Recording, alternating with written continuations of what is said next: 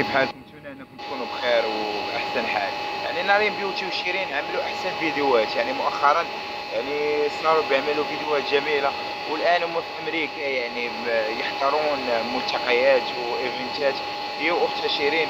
ويعني وبنشوفهم يعني في تقارب، يعني تقارب شيرين من نارين بيوتي اكثر من تقارب نارين مع سيدرا او سيدرا مع شيرين. بنشوف انه تقارب نارين مع شيرين هو الاقرب فيهم.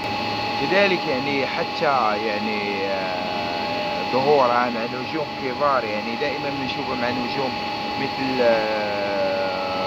جورجينا، مثل ميسي، مثل مؤخرا مع مستر بيس. فهي دائما الظهور مع النجوم ومع المشاهير، وكذلك يعني دائما الظهور في الايفنتات القوية وحضورها القوي في الايفنتات القوية. تعتبر من أقدم اليوتيوبرز إن لم تكن أقدمهم يعني شهرة ومتابعة في اليوتيوب في العرب.